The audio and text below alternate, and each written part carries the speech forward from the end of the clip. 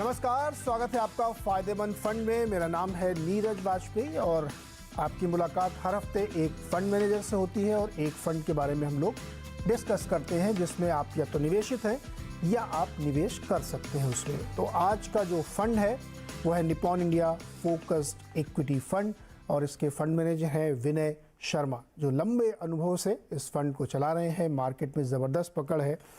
तो मैंने सोचा कि चूंकि बहुत सारे हम लोग फंड मैनेजर से बातचीत करते रहते हैं, तो इस हफ्ते हमने सोचा कि कुछ थोड़ा फोकस किया जाए क्योंकि मार्केट अपॉर्चुनिटी दे रहा है और आगे यहाँ से काफ़ी ग्रोथ की संभावनाएं बन रही हैं।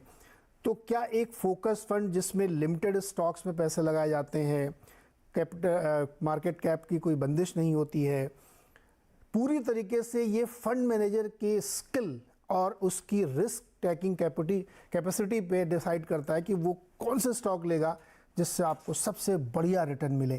तो मैंने सोचा कि अब विनय शर्मा जी को बुलाया जाए, उनसे चर्चा की जाए। विनय सर, बहुत बहुत स्वागत है आपका फायदेमंद फंड्स में। तो सबसे पहले तो ये बताइए सर कि क्या चल रहा है मार्केट में, क्या चल रहा है आजकल? जैसा कि हम देख रहे हैं लास्ट कुछ महीनों से मार्केट ऑलमोस्ट सिमिलर लेवल्स पे ही है और ब्रॉडर मार्केट्स में काफी पॉकेट्स में करेक्शन भी हुआ है actually. So I think market थोड़ा नर्वस है ग्लोबल सिनेरियो को लेके, पर्टिकुलरली यूएस इंटरेस्ट रेट्स और यूएस इकोनॉमी में कितना स्लो डाउन आएगा या आ सकता है, बिकॉज वहां पर इंटरेस्ट रेट कंटिन्यूसली ऊपर गए हैं एंड फेड का काफी टाइम से प्रयास चल रहा है कि इकोनॉमी को थोड़ा कूल डाउन किया जाए। तो उसको लेके आई थिंक मार्केट थोड़ा नर्वस है। पर जहां तक हम इंडिया की बात करते हैं या इंडियन इकोनॉमी की बात करते हैं, most of the frequent data points पिछले कुछ महीनों से और कुछ क्वार्टर से अच्छे ही आ रहे हैं। तो बेसिकली आई थिंक मार्केट में टसल है between global scenario versus domestic scenario and हमें लगता है कि कुछ क्वार्टर्स तक ये रहने वाला है वॉलेटाइल सिनेरियो। लेकिन विनय जी, मार्केट हमारा जो है ना डर नहीं रहा है। देखिए, यूएस में बहुत ख़राब नंबर्स आ रहे हैं, है ना। बहुत फेड चेयरमैन भी कह रहे हैं कि हम तो खूब बढ़ाएंगे और लंबे समय तक बढ़ाएंगे, इन्फ्लेशन नीचे लाना है। वहाँ पे सब तरह के नंबर ख़राब आते हैं, लेकिन हमारा मार्केट डरता नहीं। उसने तलाक ले लिया है, विदेशी बाज़ारों से कोई प्रभाव नहीं अपने ऊपर ले रहा है। ये संबंध मुझे समझाइए। एफआई भी बेच बेच के थक गए बेचारे, फिर भी मार्केट हमारा एक रेंज में है। तो ये जो रेजिलियंस है, ये जो इनहेरेंट ताकत है मार्केट की, भारतीय बाज़ारों की, ये क्यों है? क्या हमने बिल्कुल डिकपल कर लिया अपने आप को? हमको कोई डर नहीं ब्याज दर बढ़ने का, हमारे यहाँ कोई समस्या नहीं है, ये रेजिलियंस क्यों है? तो नीरज, आई थिंक यहाँ पे मैं क्लैरिफाई करना चाहूंगा कि ये डीकपलिंग एक हद तक ही हो सकती है। बियॉन्ड एक हद हम कभी भी टोटली डीकपल नहीं हो सकते ग्लोबल इकोनॉमी से, क्योंकि आप दोनों तरह से देखें। अगर आप ग्लोबल मार्केट देखेंगे तो valuation finally global interest rate पे डिपेंड करता है, ग्लोबल इकोनॉमिक आउटलुक पे डिपेंड करता है। सिमिलरली अगर आप इकोनॉमिक फंडामेंटल्स भी देखेंगे, उसमें भी ग्लोबल इकोनॉमी का रोल होता है, क्योंकि आपके कॉर्पोरेट प्रॉफिट्स में काफी रोल है एक्सपोर्टर्स का, कमोडिटीज का, जो कि ग्लोबली डिटरमाइंड होते हैं, राइट। तो ये टोटल डीकपलिंग तो आई थिंक एक मिथ है। हमें मार्केट इतना रेजिलियंस क्यों है? आई थिंक मेरा गेस भी यही होगा, जो कि कॉमन वो है हाइपोथेसिस के बेसिकली रिटेल और म्यूचुअल फंड इंडस्ट्री में डिसेंट फ्लोज आ रहे हैं लास्ट 2-3 साल से and percentage of financial savings जो इंक्रीज हुआ है इंडिया में लास्ट 3-4 साल से, वो मोमेंटम कंटिन्यू है। सो डिस्पाइट एफआईआई सेलिंग इतना सारा जो उन्होंने किया है लास्ट फ्यू क्वार्टर्स में, आई थिंक इंडियन मार्केट का रेजिलियंस इसी वजह से आ रहा है बिकॉज डोमेस्टिक फ्लोज अभी तक स्ट्रांग है। And on a fundamental basis also अभी तक इंडियन इकोनॉमी पे कोई बड़ा कंसर्न आया नहीं है, अदर देन द फैक्ट कि हाँ, इंटरेस्ट रेट्स अगर ग्लोबली इंक्रीज होंगे तो इंडिया में भी इंक्रीज होते रहेंगे, बट अभी तक उसका इकोनॉमी पे कोई बड़ा इम्पैक्ट दिखाई नहीं दे रहा है। तो आई थिंक यही वजह है कि अभी तक इंडियन मार्केट्स रेजिलिएंट बिहेव कर रहे हैं। ओके, तो ये था मार्केट का व्यू। एक मोटा मोटा अंदाज़ा हम लोगों ने लगाया कि मार्केट कैसे बिहेव कर रहा है और करने वाला है। अब बातचीत हम करेंगे इस फंड की जिस पर हम डिस्कस करने वाले हैं विनय से। विनय, ये जो आजकल का दौर, ये आप लोगों के लिए बड़ा मुश्किल दौर है या लाइफ इजी है? कुछ हो ही नहीं रहा मार्केट में तो ठीक है, चल रहा जैसे, क्या कैसा चल रहा है इस समय? नहीं नीरज, मार्केट तो हमेशा एक्साइटिंग होते हैं। आप वॉलेटिलिटी हाई हो, वॉलेटिलिटी लो हो, वन डायरेक्शन हो, one on both the side, market में एक्साइटमेंट की तो कोई कमी कभी होती नहीं है। लेकिन आई थिंक कुछ क्वार्टर्स से Indian market stock pickers market और थोड़ा सेक्टर स्पेसिफिक सेक्टर रोटेशन वाला मार्केट बन गया है, जहां पे आपको अगर आपके बॉटम अप स्टॉक चॉइसेस अच्छे हैं and bottom up industry sector choices अच्छे हैं, तो आप मार्केट में परफॉर्म कर पा रहे हैं। तो काफी स्टॉक स्पेसिफिक मार्केट हो गया है, काफी बॉटम अप मार्केट हो गया है कुछ क्वार्टर से। जैसा कि हमने पहले भी डिस्कस किया है कि ऑल्दो ग्लोबल वॉलेटिलिटी काफी हाई है, ग्लोबल इकोनॉमिक न्यूज उतनी अच्छी नहीं है, डिस्पाइट दैट मार्केट काफी रिजिलिएंट बिहेव कर रहा है। और आई थिंक मार्केट भले ही एक सिमिलर लेवल पे हो, बट उसके underlying sectoral movement, stock movement काफी हो रहे हैं अभी भी। तो आई थिंक मैं यही कहना चाहूंगा कि मार्केट काफी बॉटम अप अप्रोच पे चल रहा है अभी। ओके, तो ये जो फोकस इक्विटी फंड है जिसमें 30 स्टॉक आप लेके चलते हैं, तो मुझे थोड़ा बताइए कि इसकी खूबी क्या है, किसी को क्यों फोकस फंड में पैसे लगाने चाहिए, और इस समय आपका कंपोजिशन क्या है मार्केट कैप वाइज? तो focus fund Neeraj is very similar to flexi cap fund. इसमें बेसिकली हम अक्रॉस मार्केट कैप्स इन्वेस्ट कर सकते हैं, कोई एटलीस्ट रेगुलेटर की तरफ से कोई रिस्ट्रिक्शन नहीं है, mid cap, small cap, large cap. तो it's a independent category in that sense. इसमें बस यही एक रेस्ट्रिक्शन है कि आपको 30 स्टॉक्स से ज्यादा आप इन्वेस्ट नहीं कर सकते, नंबर ऑफ स्टॉक्स 30 तक ही हो सकते हैं। बट अगर आप देखेंगे general diversification, 30 is a fairly good number. तो हमारा मानना है कि फोकस और फ्लेक्सी कैप में कोई खास फर्क नहीं है, दोनों सिमिलर सॉर्ट ऑफ कैटेगरीज हैं। फोकस में आई थिंक थोड़ा कन्विक्शन और ज्यादा निकल के आता है फंड हाउस का, फंड मैनेजर का, रिसर्च टीम का। बिकॉज आपके पास स्टॉक पोजीशन कम है या रिस्ट्रिक्टेड है, तो ऑब्वियसली आप ऐसे स्टॉक्स में और ऐसी इंडस्ट्रीज में इन्वेस्ट करेंगे जिसमें आपको फंडामेंटली ज्यादा हाई कन्विक्शन है। सो ये एक बड़ा डिफरेंस है I think focus versus other categories, जब आप इनको फ्लेक्सी कैप या मल्टी कैप से कंपेयर करते हैं। But otherwise focus is fairly similar to flexi cap as a category. Vinay ji, अगर जायंट कैप और लार्ज कैप को जोड़ दें तो लगभग 74% आपने बड़े में लगा रखा है। आप बहुत सेफ प्ले कर रहे हैं। Neeraj, I am not sure कि आपका ये डेटा पॉइंट सही है, क्योंकि आप बताइए टोटल लार्ज कैप और जायंट कैप में कितना है? तो अभी आई थिंक अगर आप मुझे परफेक्टली तो याद नहीं होगा, मगर आप अगर डिस्ट्रीब्यूशन देखेंगे तो मैं हम अबाउट 57 to 60% के बीच में लार्ज कैप है, मे बी 15-16% मिड कैप, और 25-26% के अलॉन्ग स्मॉल कैप कंट्रीब्यूशन होगा पोर्टफोलियो में। तो एक्चुअली जैसा कि मैंने कहा, ये काफी बॉटम अप मार्केट बन गया है। तो स्मॉल कैप परसेंटेज पास्ट कुछ क्वार्टर्स में इंक्रीज हो रहा है इस फंड में, क्योंकि स्मॉल कैप, मिड कैप में कुछ पॉकेट्स में काफी करेक्शन हुआ है और वहां पे हमें एक्साइटिंग अपॉर्चुनिटीज मिल रही हैं इन्वेस्ट करने के लिए। तो इस वक्त हम अपने लार्ज कैप एलोकेशन में शायद काफी कम है compare to on an average जितना हम रहे हैं लास्ट 4-5 साल में। अभी small cap, mid cap allocation actually बढ़ गया है लास्ट फ्यू क्वार्टर्स में। यहाँ पे एक छोटा सा ब्रेक लेते हैं। ब्रेक के बाद जब वापस आएंगे तो विनय से ये पूछेंगे कि किस सेक्टर पे ज्यादा बुलिश है और क्यों बुलिश है। एक बार फिर से स्वागत है आपका फायदेमंद फंड्स में, और आज हम बातचीत कर रहे हैं निपॉन फोकस्ड इक्विटी फंड पे, और इसके फंड मैनेजर विनय शर्मा। किस सेक्टर पे आप सबसे ज्यादा बुलिश हैं और क्यों हैं?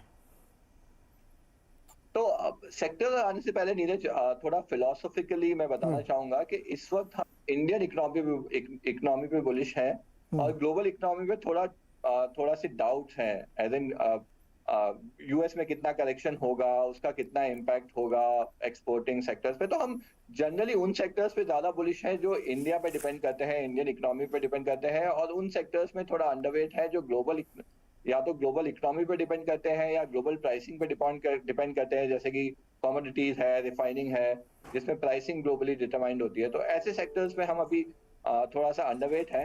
एंड ये फिलोसफी लास्ट 2-3 साल से चल रही है। हम लास्ट 3-4 साल से हमारी हाइपोथेसिस ये है कि इंडियन इकोनॉमी का रिवाइवल कोविड से पहले चालू हो गया था।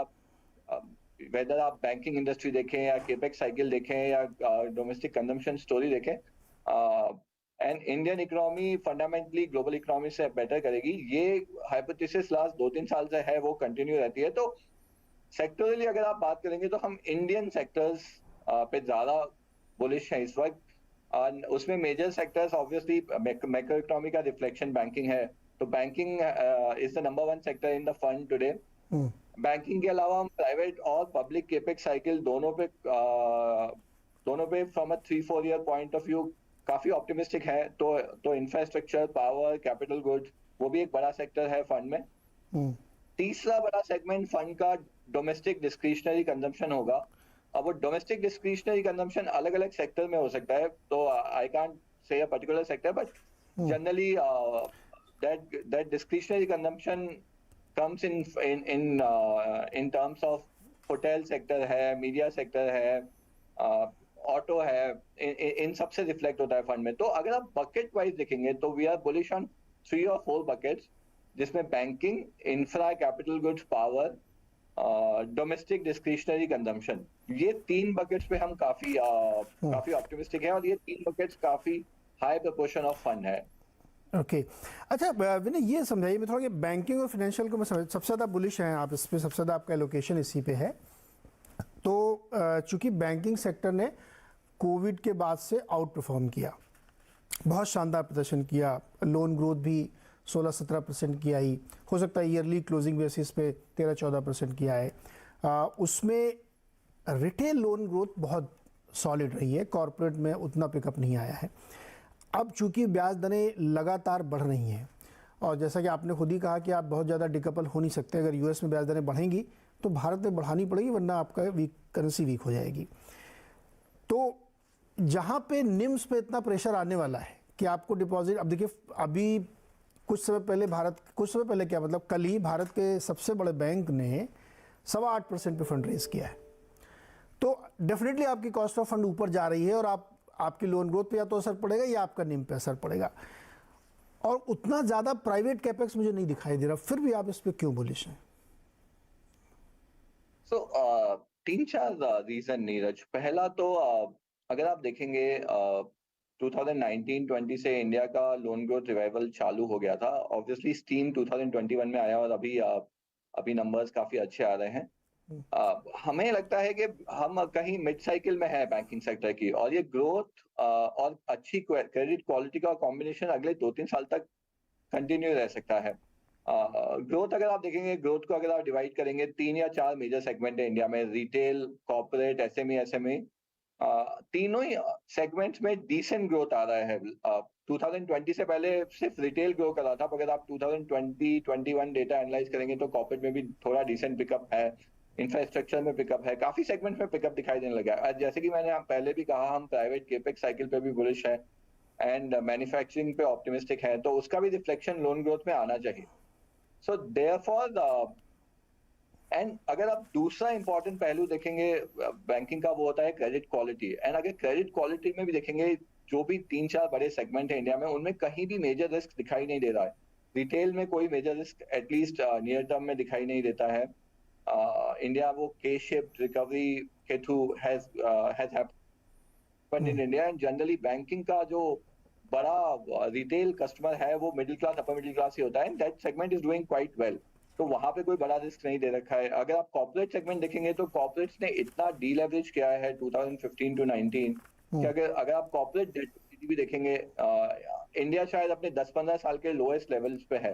तो कॉर्पोरेट्स में भी कोई ऐसा इंडस्ट्री नहीं नजर आ रहा जहां पे कोई बड़ा रिस्क एमिनेट हो सकता है। कोई बड़ा कॉर्पोरेट ग्रुप ऐसा नहीं लग रहा जहां पे बड़े रिस्क एमिनेट हो सकते हैं। इंफ्रास्ट्रक्चर में ऐसा कोई रिस्क नजर नहीं आ रहा। तो generally I think both growth and credit quality can continue to do well for अगले 2-3 साल के लिए। यहीं पे bullishness, I mean prime reason of bullishness यही है कि ग्रोथ और क्रेडिट क्वालिटी दोनों में हम ऑप्टिमिस्टिक हैं। ओके अच्छा विनय, एक सेक्टर आईटी जो बहुत अंडर परफॉर्म कर रहा है, और अंडर परफॉर्म करे या नहीं चल रहा तो अंडर परफॉर्मेंस ही मान रहे हैं लोग, और उसमें अभी यूएस से भी पता नहीं क्या हो रहा है, तो इसलिए बड़ी अनसर्टेनिटी है। क्या इसलिए आप उसमें इन टर्म्स ऑफ बुके कम आपने ले रखा है? एलोकेशन तो किया है आपने, लेकिन इसलिए कम रख रहे हैं क्योंकि अभी उसमें अनसर्टेनिटी है?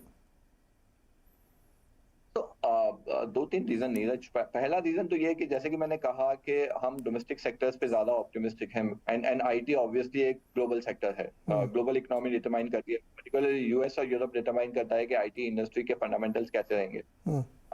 तो वहां पे जैसा कि आपने कहा अनसर्टेनिटी है यूएस में, स्लो डाउन की प्रोबेबिलिटी काफी हाई है। डिस्कशन बस यही है कि स्लो डाउन कितना डीप होगा, कितना लंबा चलेगा, बट स्लो डाउन की प्रोबेबिलिटी सीम्स वेरी हाई। तो वहां पे वी आर नॉट श्योर कि आईटी कंपनीज के रेवेन्यूज लास्ट 2-3 साल में जो ग्रोथ आया है वो कंटिन्यू रह सकता है क्या, ये एक प्राइमरी रीजन है। दूसरा, अगर आप वैल्यूएशन भी देखेंगे, अगर आप आईटी के लास्ट 10-15 साल के वैल्यूएशन देखेंगे कंपेयर टू अभी जो वैल्यूएशन हैं, वैल्यूएशन उतना करेक्ट नहीं हुए हैं। वैल्यूएशन में कुछ करेक्शन, टाइम करेक्शन आया है, बट एक्चुअली पीक से कुछ बहुत मेजर करेक्शन नहीं हुआ है, स्पेशली लार्ज कैप आईटी में। सो तो हमें लगता है अभी थोड़ा, जब ग्लोबल स्लोडाउन आएगा तो थोड़ा सा करेक्शन और हो सकता है, एंड आपको बेटर एंट्री पॉइंट्स मिल जाएंगे आईटी इंडस्ट्री में इन्वेस्ट करने के लिए।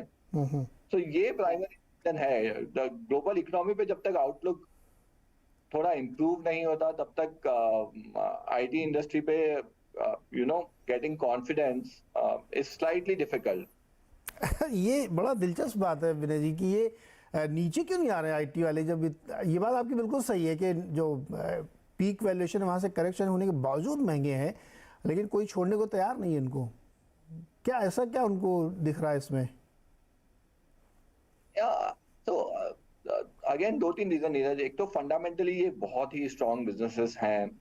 इंडिया का market share global IT exports में कंटिन्यूअसली इंक्रीज हुआ है लास्ट 10-15 साल में। इन कंपनीज का कैश फ्लोज बहुत स्ट्रॉन्ग है, बैलेंस शीट बहुत स्ट्रॉन्ग है। Even in really trouble times, like अगर आप 2008-9 का सिनेरियो देखेंगे, these companies were able to come out of those scenarios fairly in a decent shape, and they actually gained strength because India का market share, as I said, continuously ऊपर जाता गया है last few years। So इस वजह से अगर आप लॉन्ग टर्म देखेंगे इंडस्ट्री का फ्यूचर ब्राइट है। आई थिंक यही रीजन है, and plus in a slightly volatile scenario लोगों का करेंसी पे आउटलुक पे भी डाउट होने लगता है कि करेंसी कैसा बिहेव करेगी। And IT in a way is a US dollar play. अगर यूएस डॉलर स्ट्रांग रहता है तो IT companies tend to benefit from that. I think यही रीजन है that stocks have not corrected to the extent जितना slow down में हो सकते थे। ओके विनय, एक और सवाल है, क्या जो अभी आपका कंपोजिशन है उसमें थोड़ा सा आप और मिड कैप की तरफ जाएंगे, जो कि ऑलरेडी काफ़ी करेक्टेड है, इसमें कोई शक नहीं है, तो ये रिस्क आप लेंगे या अभी का कंपोजिशन आपको ठीक लगता है कि नहीं, इससे ज़्यादा उधर रिस्क नहीं लेना? Neeraj, more than market cap, I think as I said ये बॉटम अप मार्केट है for some time, because global volatility और इंडियन वॉलेटिलिटी आई थिंक हम एक्सपेक्ट कर रहे हैं कि कंटिन्यू रहेगी। So it is more dependent कि आपको अपॉर्चुनिटीज कहाँ मिलती है, लार्ज कैप में, मिड कैप में, किसी पर्टिकुलर सेक्टर में। क्योंकि in a slow down the good part is कि सम of the sectors can react very sharply, and you might get really attractive opportunities from a next 3-4 year point of view। तो मैं I don't think मैं market cap पे comment करना चाहूंगा कि हम mid cap की तरफ जाएंगे या लार्ज कैप की तरफ जाएंगे। I think stock selection and sector selection ज्यादा मेजर रोल प्ले करेगा rather than market cap at this point of time. तो विनय, स्टॉक सिलेक्शन कैसे, वैल्यू पे या ग्रोथ पे? वैल्यू बाई करेंगे आप या ग्रोथ देखेंगे फोकस? ये तो बड़ा ही मुश्किल सवाल है नीरज, क्योंकि everything has to be value, right? अगर आप बाय कर रहे हैं तो वेदर इट्स वो वैल्यू इसलिए है क्योंकि उसका ग्रोथ हाई होने वाला है, या वो वैल्यू इसलिए है क्योंकि वो बहुत चीप हो गया है। दोनों ही सेम है। बिल्कुल। मैं इसे कहना नहीं चाहूंगा कि मैं वैल्यू की तरफ जाऊंगा या ग्रोथ की तरफ। आई थिंक फोकस वही रहेगा जहां पे आपको decent rate of return नजर आता है from a medium term perspective, from 3-4 year point, which is the general time frame that we look at industries and stocks।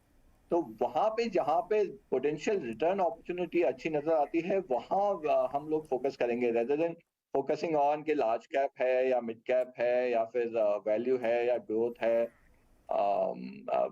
हम लोग उतना उस पे फोकस नहीं करते। Given the flexibility that we have in this fund, okay. That is not the prime criteria for us. हाँ, नहीं, कुछ लोग कहते हैं कि यार वैल्यू और बाई दोनों ग्रोथ एक साथ चलती है, अलग अलग थोड़ी चलेंगी। That's correct. अच्छा विनय, एक लास्ट क्वेश्चन है, छोटा सा जवाब दीजिए। कोई एक सॉलिड रीजन जो आपके एक नए दर्शक, पोटेंशियल इन्वेस्टर आपका देख रहा हो, उसको आप कन्विंस करिए कि आपके इस फंड में वो पैसे क्यों लगाएं।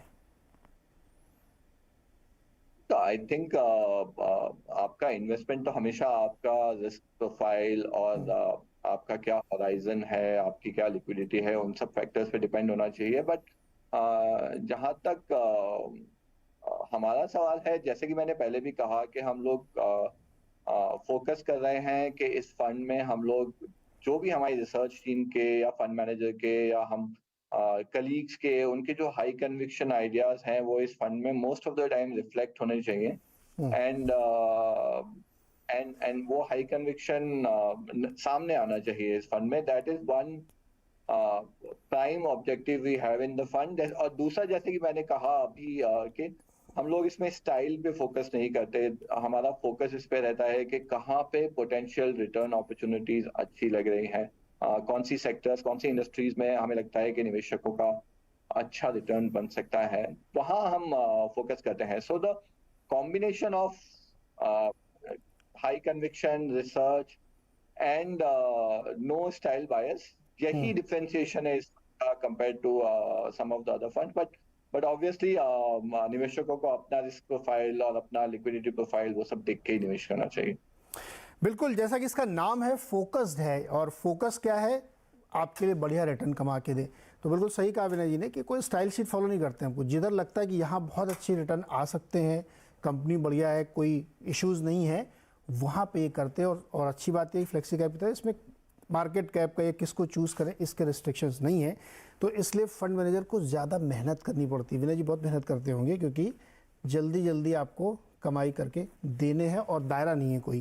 विनय सर, बहुत बहुत शुक्रिया हमारे साथ जुड़ने के लिए, फ़ंड पे बातचीत करने के लिए और अच्छे से समझाने के लिए कि आपकी इस फंड में फ़िलॉसफी क्या है। तो आज की मुलाकात थी विनय जी के साथ, और जो बता रहे थे कि उनका फ़ंड किस तरह से काम काज करता है। यहाँ पे एक छोटा सा ब्रेक लेंगे, अगले हफ्ते फिर एक किसी नए फंड और नए फंड मैनेजर से आपकी मुलाकात होगी।